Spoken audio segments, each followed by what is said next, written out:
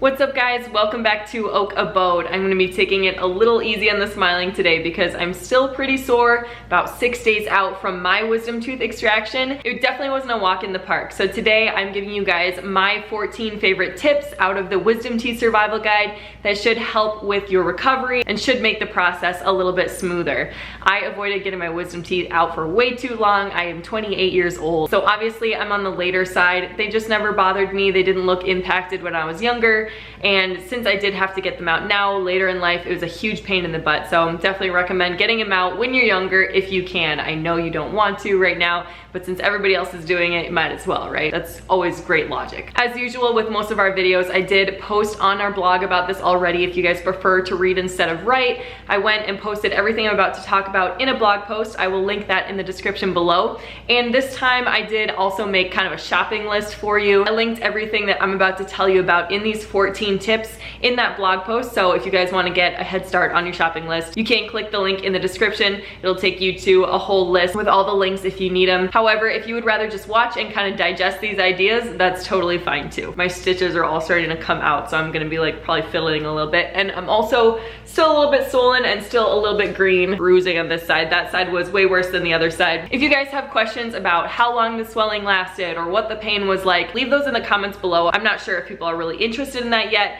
Right now, I just want to sort of get these tips out, and then maybe I'll talk a little bit more about the experience at the end. Okay, wisdom teeth extraction survival guide number 1. Have both Tylenol and ibuprofen on hand. So unfortunately, Ian was out of town for work when I got my wisdom teeth extracted, so I didn't have a lot of help. My mom was able to come by to drive me to and from, and able to come by for a couple of hours. But I did try and prepare, and it just goes to show how unprepared I was based on how much I needed her help. To go without saying, I'm not a medical professional, so always check with your doctor and listen to your doctor when it comes with what meds to take. I and a lot of people are recommended to take both Tylenol and ibuprofen, and I think, correct me if I'm wrong, but I think the reason is because they don't want you overloading on just one kind of medicine. They want you kind of alternating back and forth so you don't have too much of just one kind of pain reliever in your system. So I was running low on ibuprofen beforehand, and I was smart enough to go out and get ibuprofen, and I just don't take a lot of pain medication in the first place, so I just didn't have any in the house.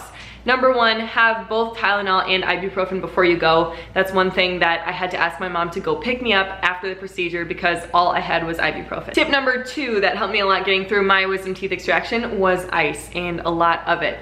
Our ice maker still isn't hooked up to the water line, so we're pretty used to living without ice. Fortunately, one of my personal training clients mentioned to me beforehand that I should probably get some ice, and that is obviously to ice your face, ice your jaw after the procedure so that you can reduce swelling, reduce pain, etc. This is something you already have in your house. You might not have to worry about it, but I know a lot of us don't have a ton of ice on hand. And that is something that I think really did help with the discomfort, help with the pain. And I was also pretty diligent about it because my worst fear was just blowing up like a balloon with my face. And even though I iced a lot, I still did have a really swollen face for about 4 to 5 days after. Still definitely a little bit swollen, but I think it helped, and I think it made it a little better than maybe it could have been. Tip number 3 in this wisdom teeth survival guide is to have a ton of salt. Not in what you're eating and digesting, but have a ton of salt on hand, because that's another thing I found out that I didn't quite have enough of. I thought I had plenty of salt, but since I was making a bunch of salt water rinses to prevent infection and kill bacteria in my mouth, as recommended by my oral surgeon, only do what yours tells you to do, but I was doing that roughly every 1 to 2 hours. Doing that over and over,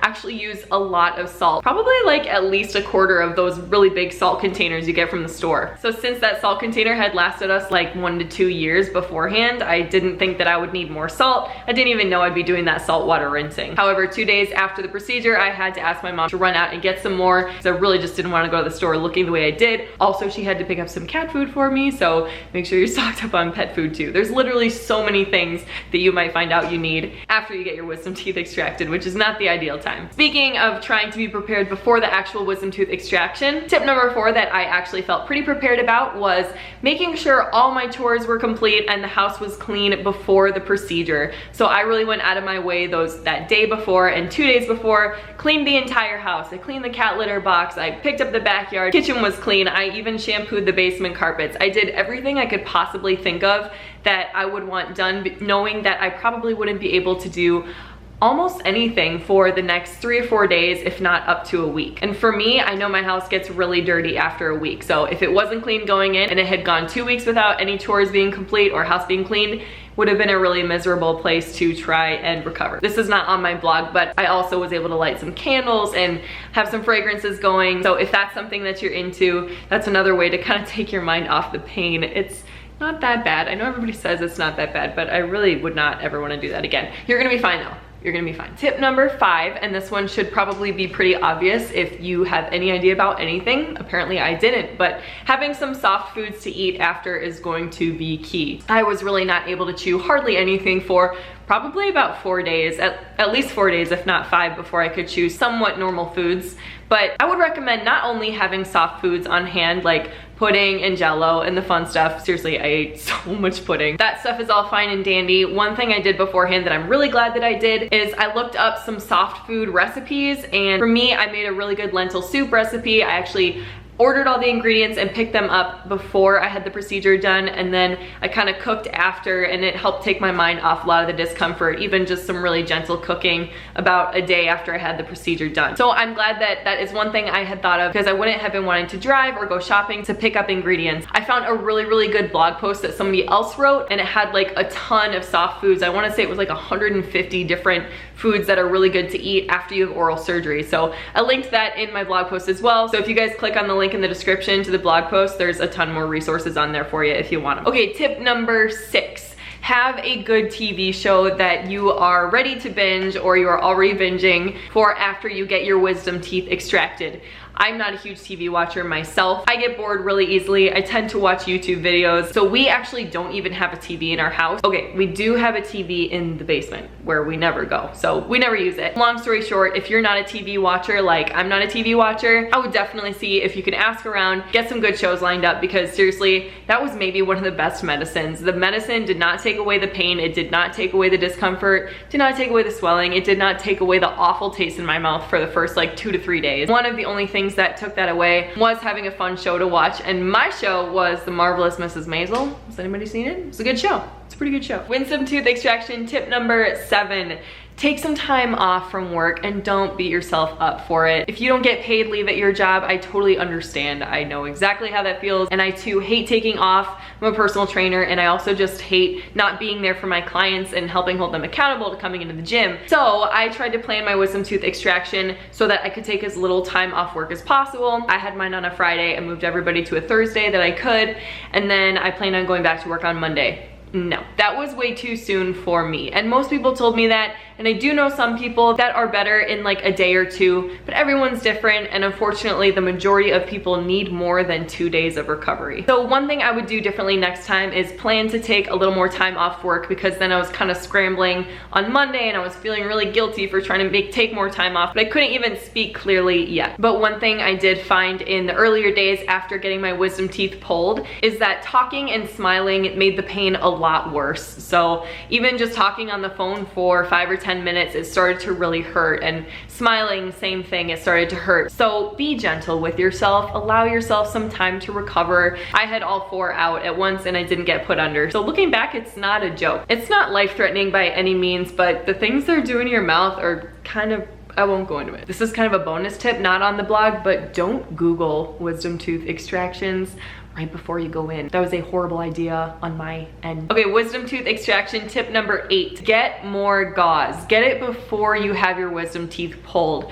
I don't know how other people's oral surgeons or dentists work. After I got mine pulled, I was sitting there with a ton of gauze in my mouth, bleeding and drooling, and I had a mask on my face for COVID, and it smelled awful. And the girl was just talking all these directions at me, and I didn't really remember any of them. It was just kind of a lot. But I do remember her saying I should switch out the gauze every once in a while, and I didn't think to check how much they gave me. I didn't even think whether or not we had any in the house. So I went on my merry way home with my mom driving, and when I opened the little parting bag that they gave me, I found 7 sample squares of gauze, which really makes me mad because it's an odd number and you have 2 sides of your mouth. So I had enough gauze for like 3 sets of gauze and then 1. And anyways, I went through 6 of those packets of gauze in definitely less than an hour, if not less than like 30 minutes. It's a lot of saliva, not as much blood, but I was definitely bleeding for quite a while. So after I changed it a couple times and I had like 1 set of gauze left, My mom was super nice to run out to the store and grab more gauze. Most of these, like her running out to get more stuff, was one trip, just so I don't sound crazy. But fortunately she got back with the new gauze right as I was like totally soaked with the last packet. So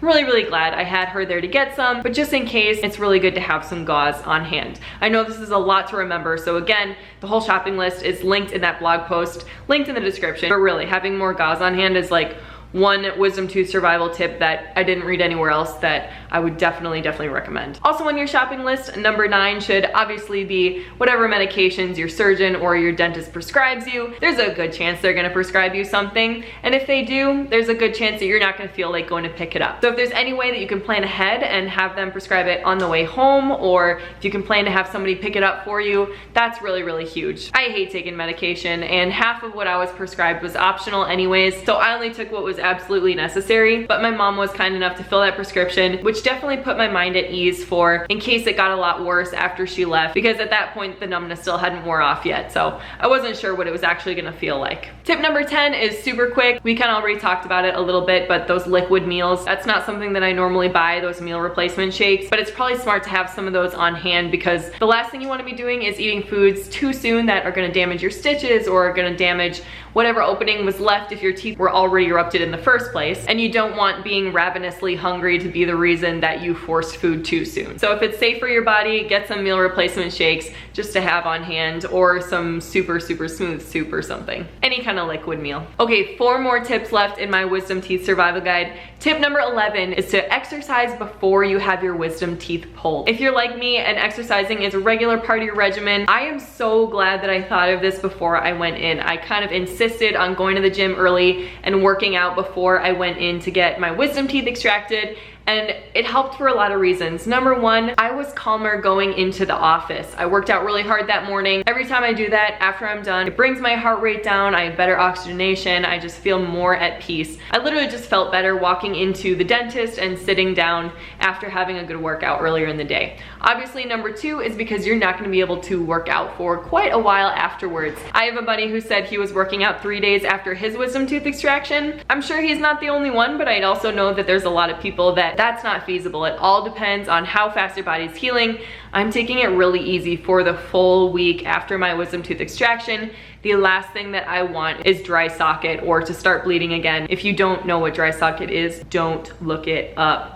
Don't look up the images anyways. No, dry socket is actually a legitimate thing that might happen after wisdom tooth extraction. So if you wanna look into it so you know how to prevent it, I'm gonna let you do that. But again, just stay away from the Google image search. Number 12 on my wisdom teeth survival guide is see if you can put together a sedentary to-do list before you go in for your procedure. Or even if it's too late and your procedure's already been done, maybe you can put one together now. That's something I'm really glad I did. I can't remember if I did it before or after I had my teeth pulled, but having a list of things that I could accomplish while just sitting on the couch and relaxing was huge. I was really enjoying binging Amazon Prime TV. However, I seriously start to hate myself if I don't get something done for too long. So it kind of just took that first day and a half, did not get anything done. By the middle of the day after the procedure, I really wanted to get something done to feel a little bit productive. And as it turns out, there's a lot that I was able to do. So anything computer related, I did computer work. You can also just email people. I know that sounds lame. People don't just like email people for fun anymore. Maybe you could write a letter to somebody to make their day. I don't know. I don't feel super creative right now, but if you guys have ideas of things that you can get done, leave those in the comments below. I know some people take up new hobbies like cross stitch or those coloring books. So I know it sounds weird, but if you can do something that at least makes your mind work a little bit, it'll probably feel better than watching TV for 5 days straight. Second to last tip, tip number 14, ice cream. Actually really helpful, really helpful. One thing that nobody warned me of was just the horrible, awful taste left in your mouth after the wisdom tooth extraction.